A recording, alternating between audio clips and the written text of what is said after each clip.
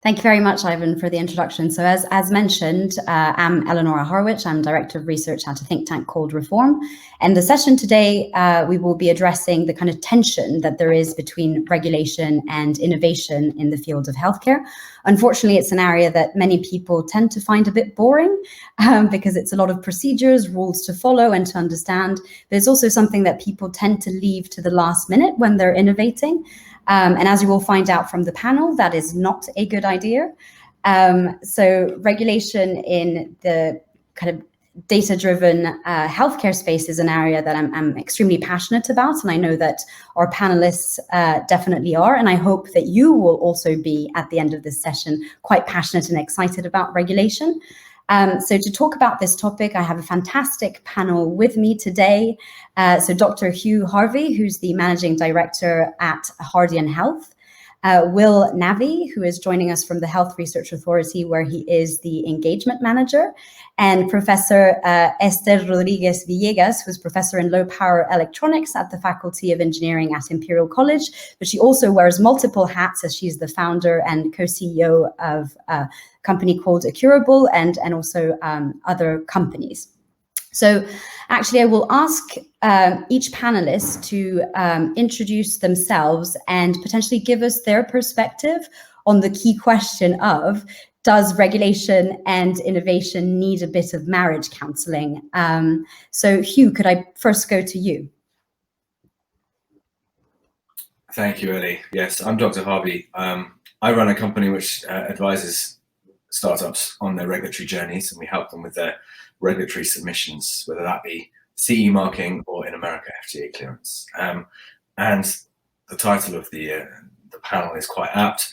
I often feel a little bit like a marriage counsellor sometimes when I tell startups what they need to do for their regulation, and they sort of go through 5 phases of emotion, from denial through to anger, despair, boredom, and then eventually they get into the state of being able to cope with it and deal with it. So yeah, I'm looking forward to this chat this afternoon. Thank you very much. Will, can I go to you?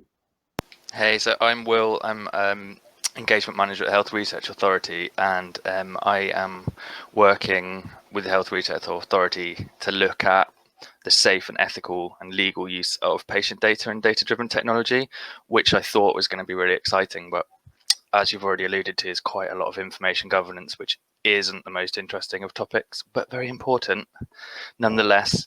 I think the concept of it being a couple, I think, is really interesting, and the perspective I'd like to get to is remembering why we fell in love with each other in the first place and get back to that stage again. So hopefully we can get there today. I love that. And Esther, over to you. Hi, so I'm Esther Rodriguez-Villegas. I'm a professor at Imperial College London, and I started working on medical devices about 15 years ago. And I knew nothing to start with. That's why my title is Professor of Low Power Electronics. And as time progressed, I created a lab called the Wearable Technologies Lab that specializes on all the phases of development of a medical device, from identification of the clinical problem to finding the solution to developing the solution and eventually transferring it to a company to take it to market.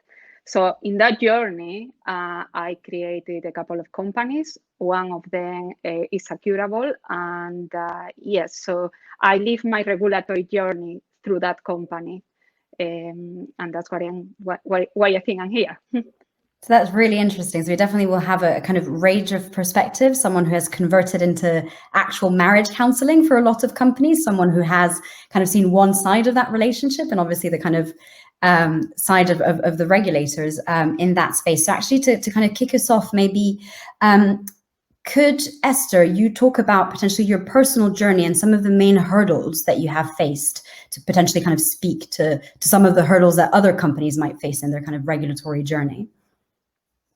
So I think for me, so I think I was quite lucky in some way in the fact that when I first came across regulation, was over a decade ago when I still didn't have a company. And when my only hat was as a professor at Imperial, and just being an academic, you solve the problem, or you dig into the foundation of the solution, but you never go from there to development and taking the product to market. So when I first came across the regulation issue, I have to admit that I promised to myself I would never do that in my life. Of course, 2 years later, I started, one of my devices had already started being quite advanced, and then I had to wonder what is going to happen to it, because ultimately there is a reason why I'm doing this research. And ultimately the reason for me was to help people. And if I wanted these devices to get to market, I would need to learn about how to do that. And at that point, I went and I talked to a CRO, thinking that I would eventually find the money to pay somebody to do this regulation thing for me, because I had already promised to myself that I wouldn't do it myself. And when I was told how much it cost, I went to bed that day and I thought, I need to change area of research because this is prohibitively expensive. And who is going to put money into this, considering that there is a massive gap between developing something in your academic lab and still getting into market? So the risk is so big that why would anybody pay for that? And what the CRO was doing was a very small part of regulation. That's another thing. But after thinking about it for a while, instead of doing that, I developed the knowledge. So I only started the company when I actually knew that I could pull this myself and I could lead the regulatory path myself. And what I did instead was that I actually hired people that I trained. So to me, the main hurdle that I have found, that it might be unlike others, is that in the regulatory process, I find that there are many, many steps that are redundant and are unnecessary. And those steps need to be optimized. And unfortunately, we are becoming more and more overloaded as time passes, because bureaucracy, instead of getting better, is getting worse. I always say that we all end up paying for the mistakes of others. And unfortunately, that has happened with the regulatory journey as well.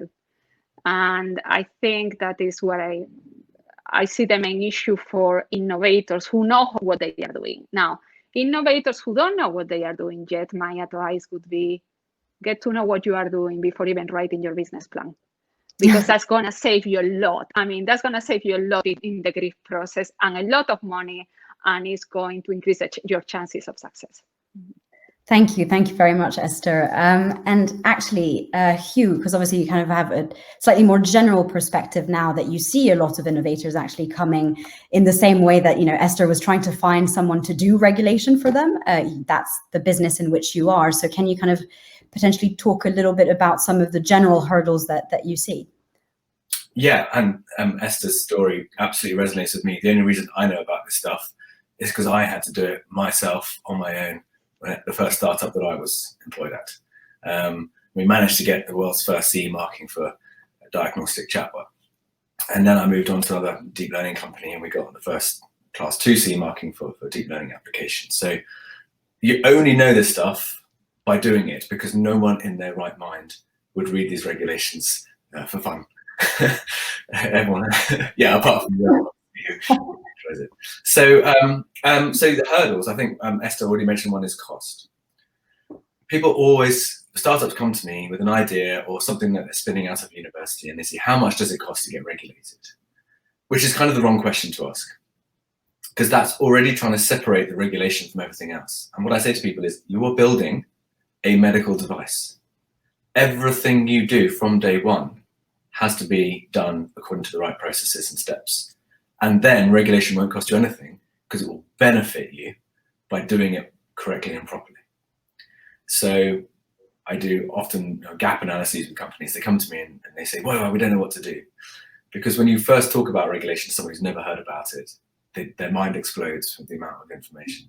Yeah. So I like to do like a visual pathway to say, this is where you are now, this is where you want to be, and These are the routes that we can get there. And it's a bit by bit, it's a step-by-step process. It takes months, and you need to ingrain it into your company culture. And I'm so glad to hear people like Esther have taken it on board and are training their juniors to do it as well. What you can't do is ignore them until the last minute and then suddenly go, right, now we're going to get CE marking. That does not work. It's almost harder to do it that way and more expensive.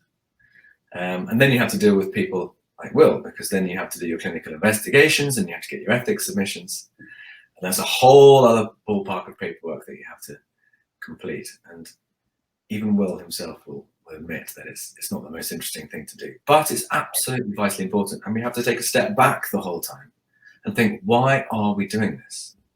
It's all about patient safety. Is the thing that we are building and putting out there safe? Does it do what I think it does? And what happens when it sometimes goes wrong? Which it will do, because no one's ever built 100% perfect products in their lives, right? So you have to have all of these things and mitigations in place. And for me, I really enjoy this aspect because I like taking people on that journey through the 5 emotions that I talked about at the start. As you see people, Esther was in despair. Oh, how much does it cost? Oh. And then you gain confidence, and then eventually you can do it. And once you've done it once, that is a skill set that you can take into any other company or product that you want to bring to market. Great, thank you so much. So I guess it's by taking that step back that you might kind of fall in love with the process back again. So Will, actually, what are the kind of main hurdles or issues that you see when kind of companies come to the HRA and ask to ethics approval to access data or how to go about doing a research project, which obviously corresponds to the kind of early development phases of any type of product? So I think Hugh's really eloquently summed up exactly what the issues are. If you approach something as a hurdle with these negative connotations about something that you have to do in order to get your marketing authorization, in order to get your evidence, that sort of effort, the effort that you put into making an application for something will probably follow how you feel about that. So I think Hugh makes a really good point about let's remember what this is about. I think also regulation, just by being there, actually builds public confidence.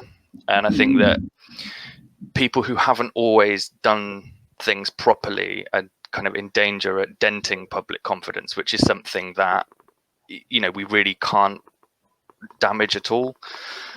So I think it's about, as Hugh said, actually, it's looking at what your journey is and looking at which parts of the journey you need to do when.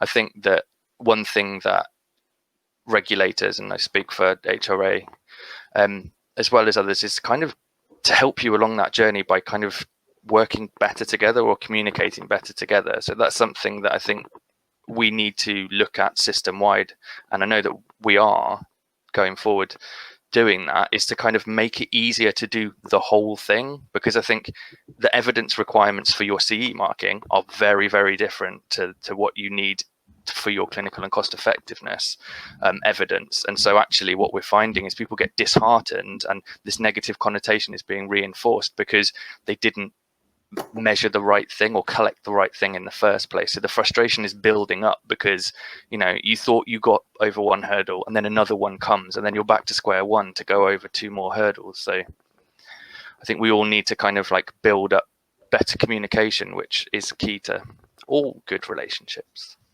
Yes, indeed. And actually, kind of off the back of that question, do you think that there are kind of any areas where we could create potentially slightly more synergies or a more seamless process, or where potentially regulation itself could benefit from some clarification? I think so, definitely. I think one thing that I'm concerned about is I don't feel that we're seeing enough applications for the use of data and data-driven technology. And I think that's because if you're undertaking a medical degree, you know that you need to undertake medical research, and you know that means that what the regulations are, what the regulatory pathway is. Whereas if you're not undertaking a medical degree and you're undertaking an engineering degree or computer science degree, for example, you're not necessarily going to know that products that you're developing are going to be require medical research. So I think there's something that the community of regulators need to do is get together and actually try and reach untraditional audiences, which I think that, data-driven technology companies are one of those, and I think the students alongside that are another. So I think there needs to be a large amount of communication, better kind of advertising of what it is that we do and why we do it. But also, I think that we need to get together and have consensus on what is important within these regulations and a kind of consistent interpretation of these as well. So I think, again, the regulators could talk more around, the commonalities of understanding and actually kind of advice provision being more consistent. Yeah, I agree. And I think what we have to remember is that we're still in relatively early days for medical technology. I always compare it to the pharma industry. It's incredibly well established how to get a drug to market. And people know it's very expensive and takes almost a decade per drug. Now, I'm not saying it should be that long or that expensive for tech, but there clearly has to be some kind of comparison, and we can borrow and learn from that industry and apply it to the tech industry. And no one in their right mind these days starts up a pharmaceutical company as a startup and bootstraps it and says, right, I'm going to make a drug, because it's just too prohibitive with the regulation and the cost. It would be a shame if we got to that stage with tech as well. And that's the sort of the tension I think that we need to discuss today as well. Is yes, we all agree on the panel here, we need regulation. We all agree that there should be a cost in terms of resource and time put into it, and that it should be robustly done. But we don't want it to dampen innovation and prevent people from jumping into the sector. I think it should be there to let the right people jump in, who are aware of all of these barriers, and maybe that will weed out some of the cowboys that are sort of slowly falling by the wayside. Esther, I don't know if you wanted to come back. I could see you nodding. Yeah, so I think that is a trade-off there, right? We need to be realistic as well. So on one hand, pharma companies, the valuations are much higher than they are ever, well, in most cases, they are in medical devices, right? And that needs to be taken into account into the equation. So it also needs, for any of these companies to survive, you need the investors on board. And clearly, you cannot sell to an investor that you're going to have a regulatory process that is going to take 10 years to get your product to market on something that the return is going to be much lower than it would be in a pharma company. So we can't really take it that way. Another worrying thing that I see here, and I have been in this many times, not with my entrepreneur hat, but with my academic hat, is that you enter into many research offices, start treating your medical device with the same processes as they treat a drug. And it's not the same. It doesn't need to be the same. Of course, if you're talking of a class 3 device or a class 2B device, maybe you have to treat them in the same way. But treating a class 2A device or a class 1 device as you would be treating a drug, and making innovators go through a similar process to get their foot out just to the HRA, I think that is completely unnecessary. So I would be very cautious trying to compare or trying to copy from the pharma industry going into the medical device industry, because we run the risk of falling into the lack of knowledge of the people who actually have to deal with the processes. So although I agree with you, I think that we need to be cautious. It's a really interesting remark. And actually, just to make sure that our audience is following, because obviously the conversation is getting quite technical with a kind of classification of different devices. If I could possibly ask my panelists that in the kind of next responses, if you can kind of more or less explain a little bit what the kind of differentiation between the class of devices, basically just for the benefit of our audience, it's a kind of risk classification depending on how risky that device would actually be once it would be kind of implemented within the medical field.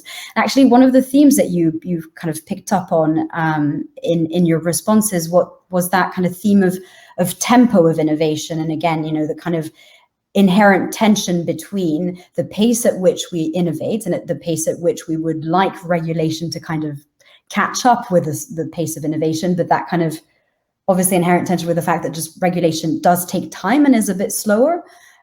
So how can we try and reconcile that tension? And maybe if I could kind of start with you, Will, put you on the spot with that difficult question. Yeah, sure.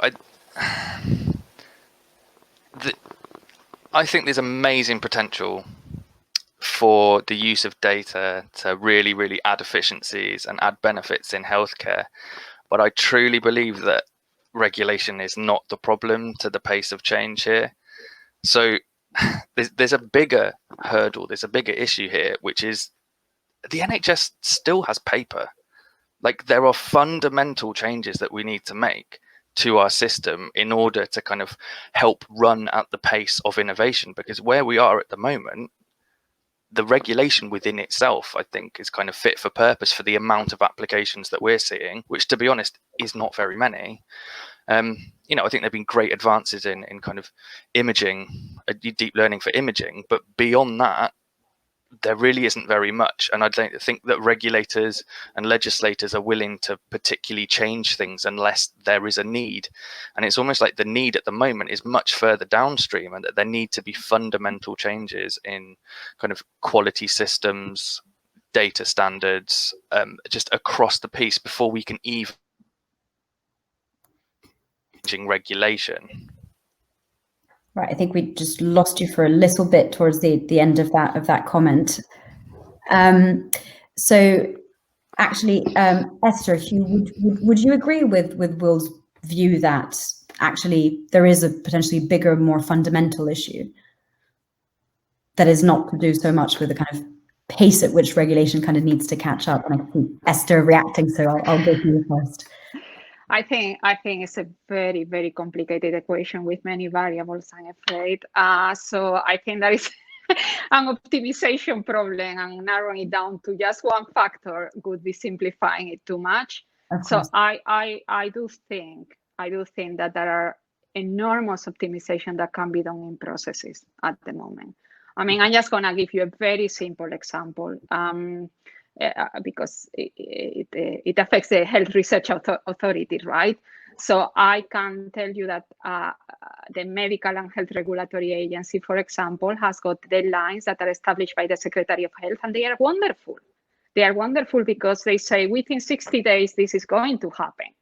And to be honest, okay, they are if it's 60 days that are incredibly stressful, because in order to meet this deadline, if you fail to meet the deadlines they give you, then the clock starts ticking.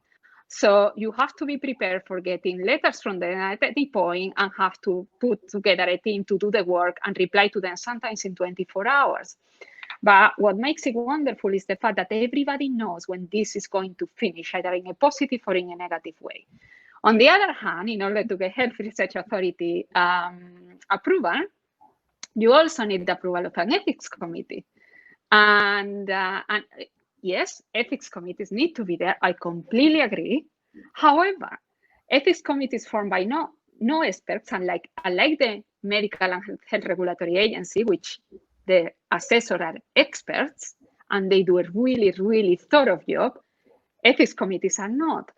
But ethics committees are given the competency of the experts to express an opinion on things that they don't know enough about.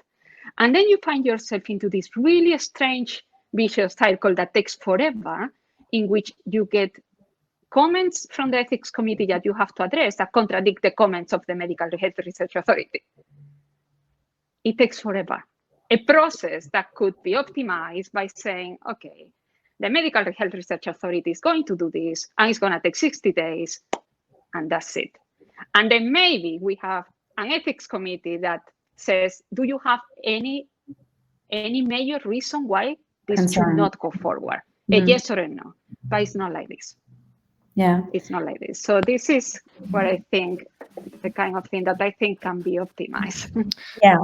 You'll be pleased to hear that the regulators are getting together, and sort of this is being facilitated by NHSX, and we have been given money by NHSX to actually address this problem. So what we're looking at is how we can have combined ways of working between ourselves, so sort of combined systems, combined opinions in medical devices as well as in drugs or medicine studies as well. So it's been identified as a problem, and that's something that we are going to take forward in the future with the help of some money.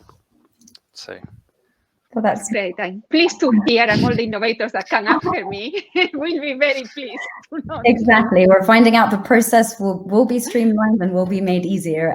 We have a few questions that came in from the audience. And the kind of one that I will pick out is one about sandboxes. And obviously, we know about the financial regulator, the FCA, who has implemented a kind of sandbox to help and create a kind of safe haven for innovation and try to understand how you might be able to regulate that innovation in that sense. It's something that has permeated into the field of healthcare and the kind of general field of data. So we know that the ICO, the Information Commissioner's Office, have a sandbox. The Care Quality Commission in healthcare that regulates the quality of healthcare services also has a sandbox. So where do you think that companies could potentially kind of deploy that safely? And do you see kind of any potential of the sandbox model within healthcare? So maybe I will go to Hugh. Yes, but you have to be cautious with sandboxes.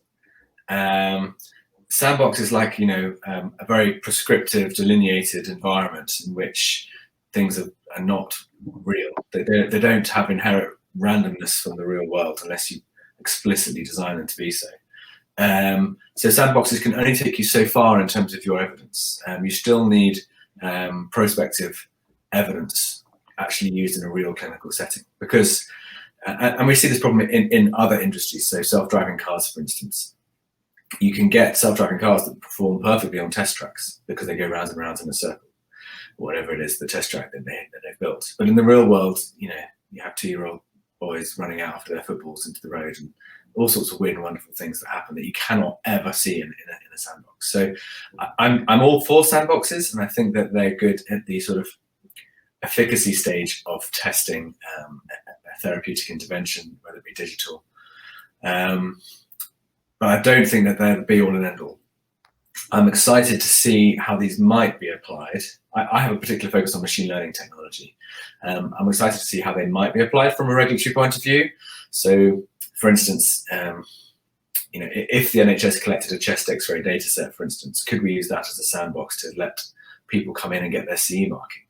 They wouldn't have to go for HRA ethics approval because the data set would already be approved, and people can just come in, they run their algorithm on it, they get their score, and then they go off to the MHRA and get the CE mark. And that might be a nice streamlined way to do it. But we have no idea how those things actually perform in the real world after you've deployed them in the hospital. So you still have to monitor that. Yeah.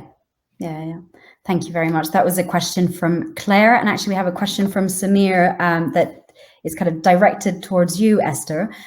So how is regulation learning from global examples of early adoption of innovation that's different from drugs? Sorry, can you repeat? So how is it learning from global examples? Yes, of different types of technologies within the field of healthcare. Or are there kind of any particular examples that you think could be quite interesting that the UK could reflect on, at least in terms of the processes that it has in place compared to other countries? To be honest, I don't think the EU has got a bad process compared to other countries. So I'll tell you what I very much like about it. It's true. I mean, I have to be honest. There is one thing that maybe this comes from obviously my scientific mind, first of all, right? Which is that I'm a very analytical person. So to me, even when in the beginning I thought this is really hard, and it's hard, but I found an incredible amount of relief when I realized that actually we have wonderful standards, which can seem either like a pain to follow or an incredible resource.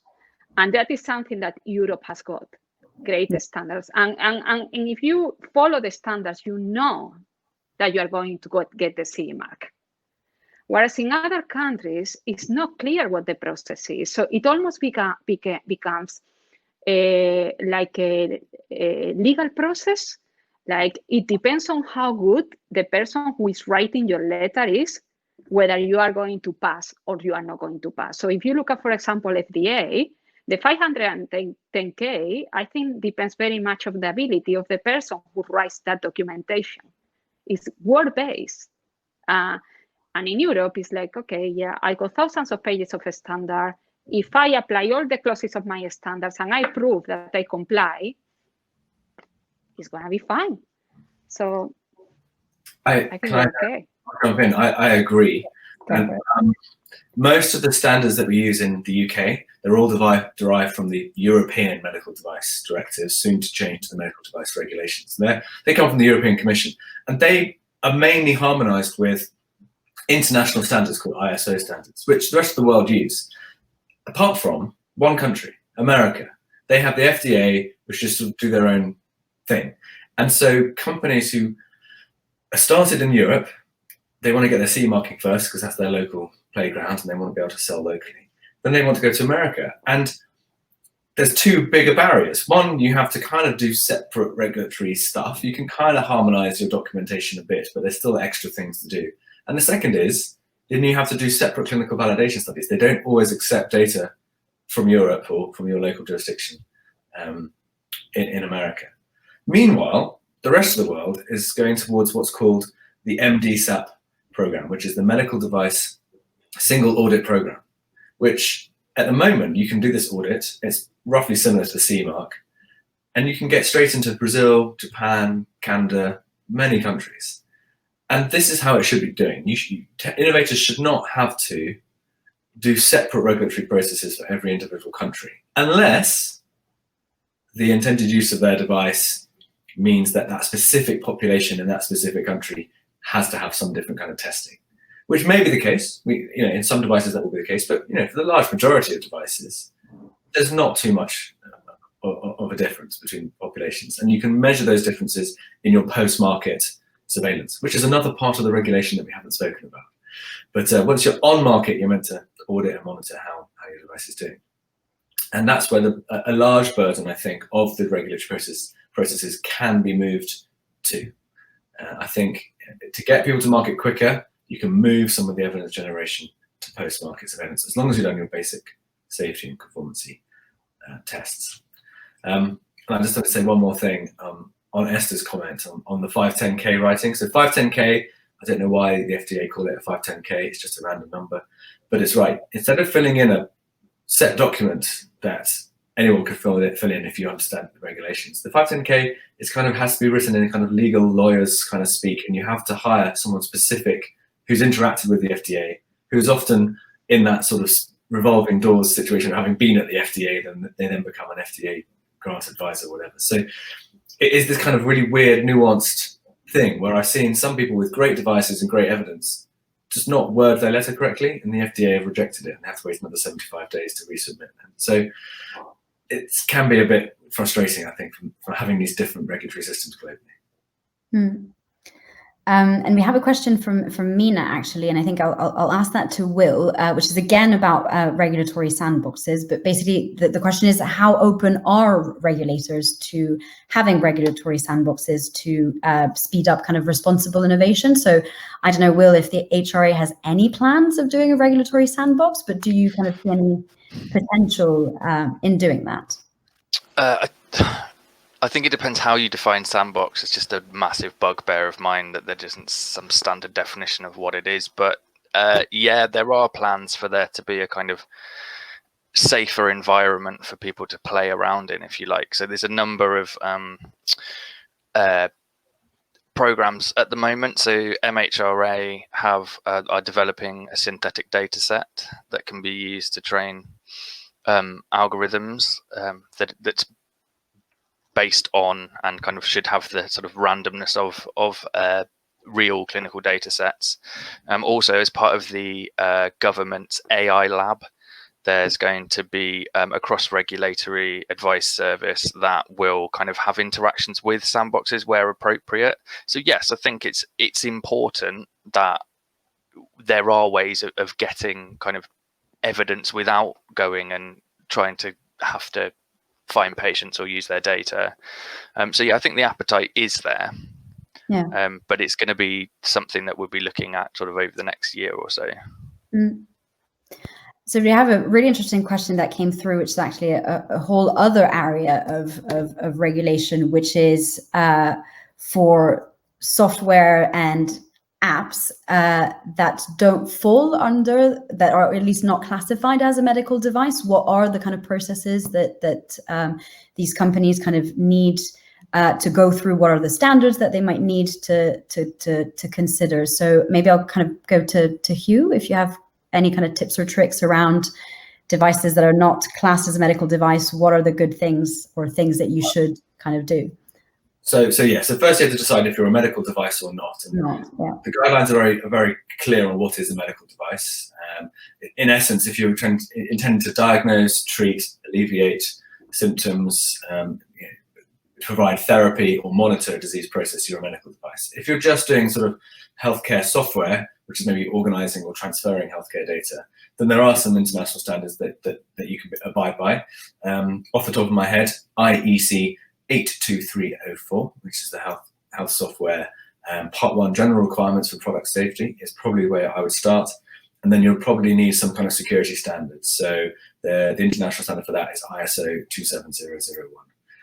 I don't know who named all of these standards. They gave them random 5-digit numbers. And it sounds impressive when you can rattle them off, but yeah, there you go. Yeah, it definitely is. I must admit that I attended once a meeting at the British Standards Institute on international standards for artificial intelligence, and that's a whole different world. People just speak in acronyms like that, and it is quite an impressive thing to see. So actually, I will potentially kind of wrap up the session with one last question to you all. What would be your kind of top 2 or 3 tips and tricks that you would give to innovators? So I will start with Will, then go to Esther, and eventually to Hugh. So mine is really just to say that if you are accessing patient data for any purpose that isn't that person's care, that individual's care, and it's going towards developing a product, whether that be a medical device or not, that is medical research, and that you will need to come to the HRA. And if it's a medical device, the MHRA as well. So just to really think about, if you need to access patient data, please remember that that is medical research. Great. Esther? So my advice could be, don't even start developing a product without being very, very aware of what regulations say, because it's completely going to determine how your design has to be. Otherwise, you might end up completely wasting your time, and because you end up with creating something that is going to fail in the regulatory process. So it saves a lot of time to know from the beginning. Great, thanks, Esther. And Hugh? So my advice is, before you build anything, define what your intended use is. And once you know what you want to build, then decide if it's a medical device or not. And if it is a medical device, engage with the regulations as early in your processes as possible. It is never too early to start thinking about medical device regulation. Trust me, you will save months of time.